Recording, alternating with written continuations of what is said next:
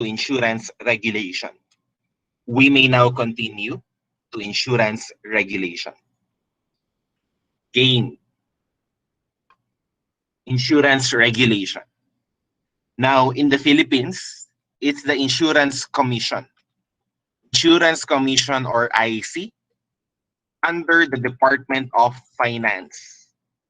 Under the Department of Finance, who's, who has the task of governing or regulating the insurance industry in our country. Insurance Commission is IC, okay, under the Department of Finance, DOF. What companies are under the governance of insurance regulation? What companies are under the scope of the insurance commission rather?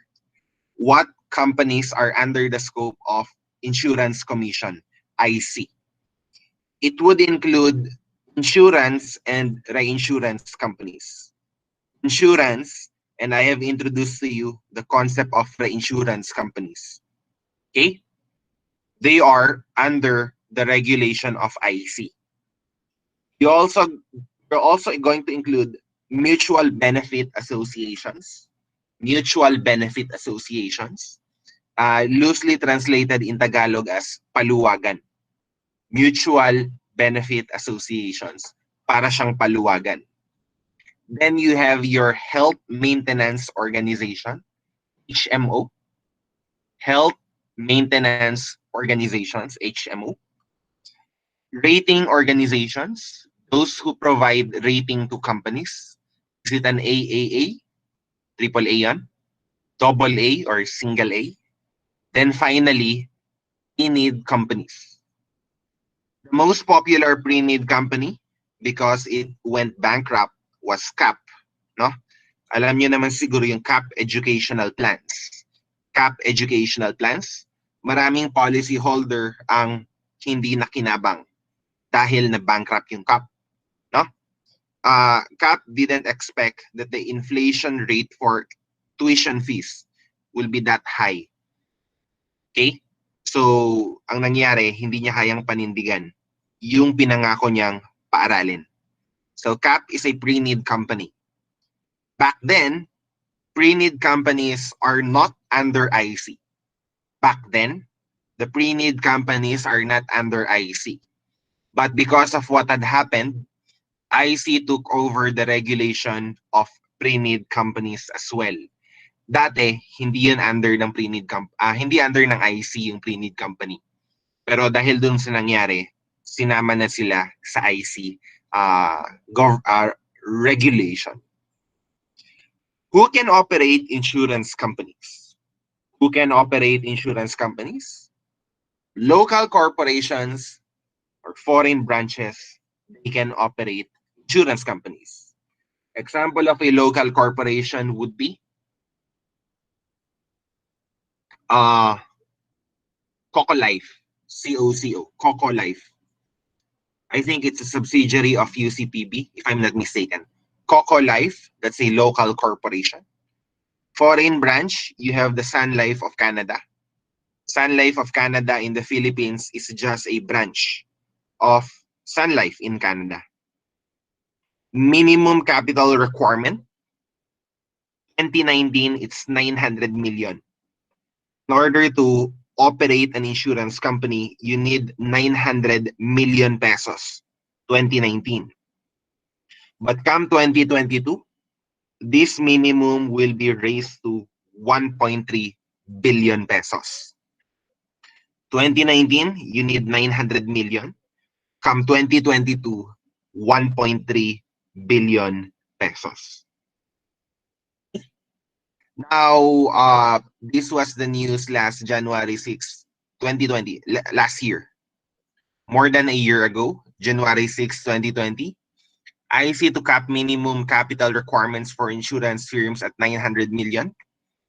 The insurance commissioner, Dennis Funes, said the IC would make a recommendation to DOF, the finance secretary, Carlos Dominguez, to amend the insurance code on the capitalization requirement. Quote, I will recommend to Secretary Dominguez that we stop at 900 million. There's a chance that this 1.3 billion minimum will no longer materialize.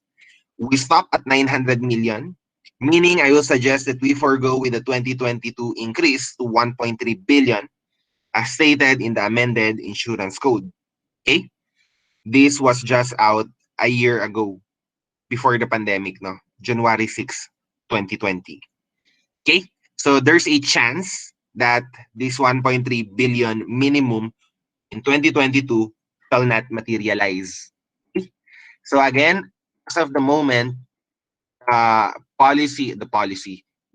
regulation states 2019 minimum of 900 million and 2022 that's 1.3 billion. But this can change. New businesses paid up capital. Now, if you are going to start a new business, a new insurance company, the paid up capital must be 1 billion pesos, higher than the current minimum for the existing 900 million. So if this is a new business, you need 1 billion. Now, if you are offering insurance to the marginalized sectors of society, micro insurance, you need just at least 500 million.